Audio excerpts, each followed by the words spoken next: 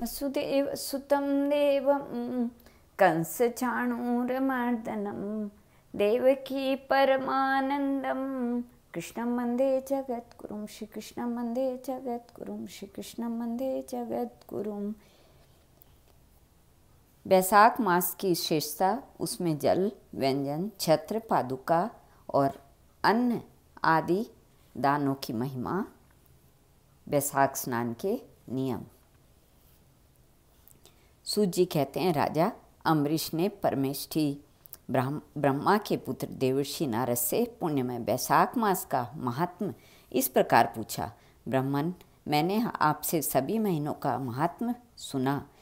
उस समय आपने यह कहा था कि सब महीनों में बैसाख मास श्रेष्ठ है, इसलिए यह बताने की कृपा करें कि बैसाख मास क्यों भगवान विष्णु को प्रिय है और उस समय कौन कौन से धर्म भगवान विष्णु के लिए प्रतिकारक हैं। नारद जी कहते हैं, बैसाख मास को ब्रह्मा जी ने सब मासों में उत्तम सिद्ध किया है। वह माता की भांति सब जीवों को सदा अभिष्ट वस्तु प्रदान करने वाला है। धर्म, यज्ञ, क्रिया और तपस्या का सार है। संपूर्ण देवताओं द्वारा पूजित है। जो बैसाख मास में सूर्योदय से पहले स्नान करता है, उससे भगवान विष्णु निरंतर प्रीति करते हैं। पाप तभी तक गरजते हैं जब तक जीव बैसाख मास में प्रातःकाल जल में स्नान नहीं करता। राजन, बैसाख के महीने में सब तीर्थ आदि देवता बाहर के जल में भी सदैव स्थित रहते हैं। जो मनुष्य बैसाख में सड़क पर यात्रियों के लिए प्याऊ लगाता है, वह विष्णु लोक में प्रतिष्ठित होता है। निप्रश्रेष्ठ प्रपादान देवताओं, पौसला या प्याऊ देवताओं, पितरों तथा ऋषियों को अत्यंत प्रीति देने वाला है। जिसने प्याऊ लगाकर रास्ते के थके बाधे मनुष्यों को संतुष्ट किया है, उसने ब्रह्मा, विष्णु और शिव आदि देवताओं को संतुष्ट कर लिया। राजन, बैसाख मास में जल की इच्छा रखने वालों को जल, छाया चाहने वालों को छाता और पंखे की इच्छा वालों को पंखा देना चाहिए। राजेंद्र, जो प्यास से पीड़ित महात्मा पुरुष के लिए शीतल जल प्रदान करता है, वह उतने ही मास से 10,000 रासु यज्ञों का फल पाता है। उतने ही मात्र से रासु यज्ञों का फल पाता है। धूप और परिश्रम से पीड़ित ब्राह्मण को जो पंखा डुलाकर हवा करता है, वह उतने ही मात्र से निष्पाप होकर भगवान का पार्षद हो जाता है। जो मार्ग में थके हुए श्रेष्ठ द्विजों को वस्त्र से भी हवा करता है, वह उतने से ही मुक्त होकर भगवान विष्णु का सायुज्य प्राप्त कर लेता है। विष्णु प्रिय बैसाख मास के पादुका दान जो करता है, वह यमदूतों का तिरस्कार करके विष्णु लोक में जाता है। राजन, अन्नदान मनुष्यों को तत्काल तृप्त करने वाला है, इसलिए संसार में अन्न के समान कोई दान नहीं है। जो मनुष्य मार्ग में थके हुए ब्राह्मणों के लिए आश्रय देता है, उसके पुण्य फल का वर्णन किया नहीं जा सकता। भूपाल, जो अन्नदाता है, वह माता पिता आदि का भी विस्मरण करा देता है, इसलिए तीनों लोकों के निवासी अन्नदान की प्रशंसा करते हैं। धूप से कष्ट पाए हुए श्रेष्ठ ब्राह्मण को जो सूक्ष्मतर वस्त्र दान करता है, चटाई दान करता है, वह पूर्ण आयु और परलोक में उत्तम गति को पाता है। जो पुरुष ब्राह्मणों को फूल और रोली देता है, वह लौकिक भोगों का भोग करके मोक्ष को प्राप्त होता है।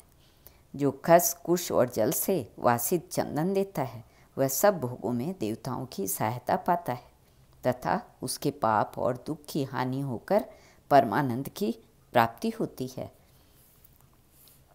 धूप के समय मट्ठे के समान कोई दान नहीं, इसलिए रास्ते में थके मादे ब्राह्मणों को मट्ठा देना चाहिए। जो बैसाख मास में धूप की शांति के लिए दही और खांड दान करता है तथा विष्णु प्रिय बैसाख मास में जो स्वच्छ चावल देता है, वह पूर्ण आयु और संपूर्ण यज्ञों का फल पाता है।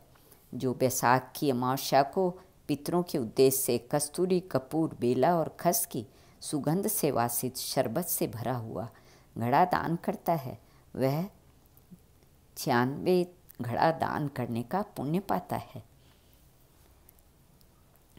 जो भी कंद, मूल, फल, शाक, नमक, गुड़ और बैर, पत्र, जल, तक्र वैशाख मास में दिया जाए वह सब अक्षय होता है। ब्रह्मा आदि देवता भी बिना दिए हुए कोई वस्तु नहीं पाते। जो दान से हीन है वह निर्धन होता है। अतः सुख की इच्छा रखने वाले पुरुषों को वैशाख मास में अवश्य दान करना चाहिए। सूर्यदेव के मेष राशि में स्थित होने पर भगवान विष्णु के उद्देश्य से अवश्य प्रातःकाल स्नान करके भगवान विष्णु की पूजा करनी चाहिए। कोई महिरथ नामक एक राजा था जो कामनाओं में आसक्त और अजितेंद्रिय था। वह केवल वैशाख स्नान के सुयोग से स्वतः वैकुंठ धाम को चला गया। वैशाख मास के देवता भगवान मधुसूदन हैं, अतएव वह सफल मास है। वैशाख मास में भगवान की प्रार्थना इस प्रकार करनी चाहिए। हे मधुसूदन, हे देवेश्वर माधव, मैं मेष राशि में सूर्य के स्थित होने पर वैशाख मास में प्रातः स्नान करूँगा। आप इसे निर्विघ्न पूर्ण कीजिए। सूर्य के मेष राशि पर स्थित रहते हुए वैशाख मास में प्रातः स्नान के नियम में संलग्न होकर मैं आपको अर्थ देता हूँ। मधुसूदन, इसे ग्रहण कीजिए। इस प्रकार अर्थ समर्पण करके स्नान करें। फिर वस्त्रों को पहनकर संध्या तर्पण आदि सब कर्मों को पूरा करके वैशाख मास में विकसित होने वाले पुष्पों से भगवान विष्णु की पूजा करें। उसके बाद वैशाख मास के महात्म को सूचित करने वाली भगवान विष्णु की कथा सुने। ऐसा करने से कोटि जन्मों के पापों से मुक्त होकर मनुष्य मोक्ष को प्राप्त होता है।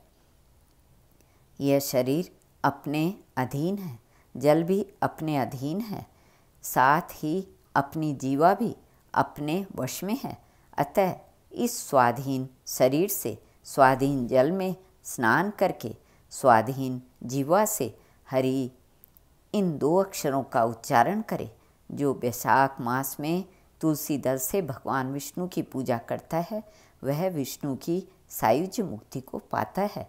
अतः अनेक प्रकार के भक्ति मार्ग से तथा भांति भांति के व्रतों द्वारा भगवान विष्णु की सेवा तथा उनके सगुण या निर्गुण स्वरूप का अनन्य चित्त से ध्यान करना चाहिए।